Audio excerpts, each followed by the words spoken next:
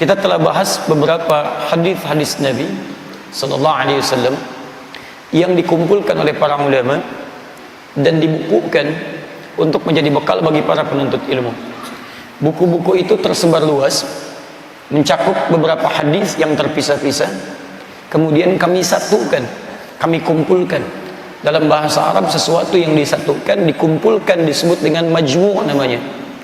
Kalau kami khususkan berbeda dengan kumpulan yang lain, maka ditambahkan alif lam pada awal kalimatnya.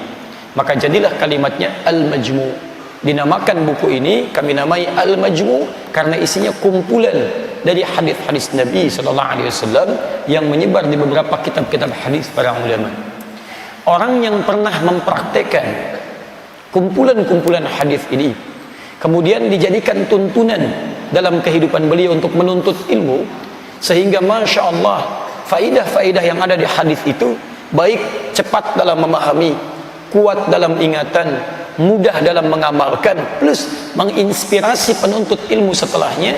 Di antaranya adalah Imam An-Nawawi, Imam Yahya bin Sharaf ya An-Nawawi Ad-Dimashqi. Karena lahirnya di Nawa, di Damaskus, maka digelari dengan gelar yang menunjuk kepada daerahnya. An-Nawawi berasal dari Nawa.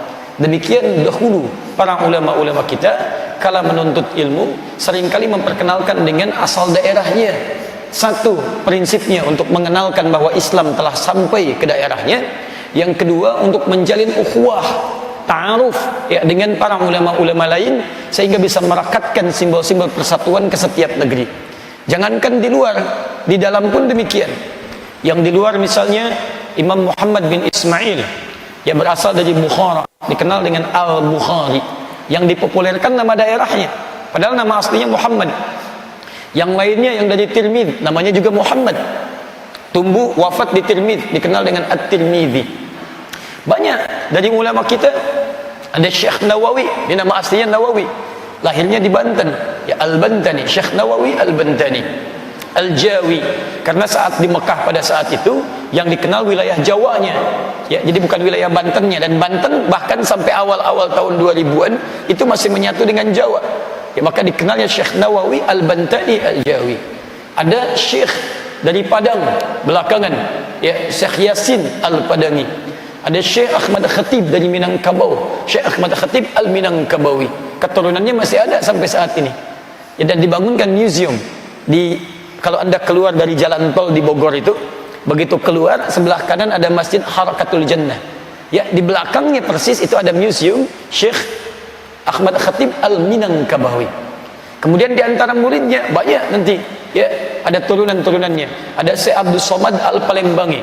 Kemarin ada Ustaz Abdul Somad ya, Al-Pekanbarui Ariyawi ya.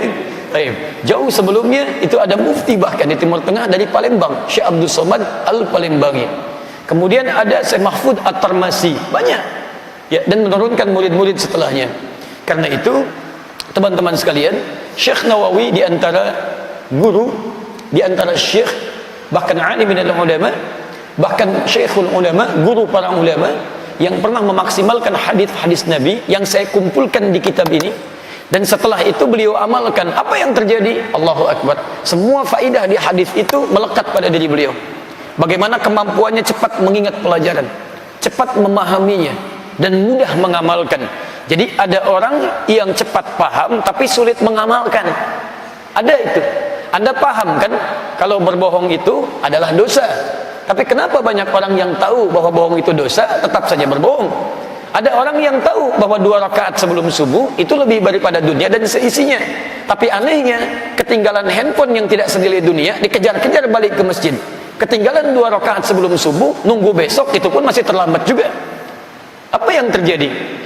Baik, dan hebatnya ada orang yang cepat ingat, cepat paham, mudah mengamalkan, tapi tidak bisa menularkan nilai keilmuannya pada orang lain. Ini beda.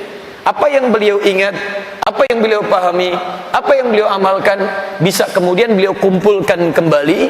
Setelah dikumpulkan, ditularkan pada penuntut ilmu berikutnya.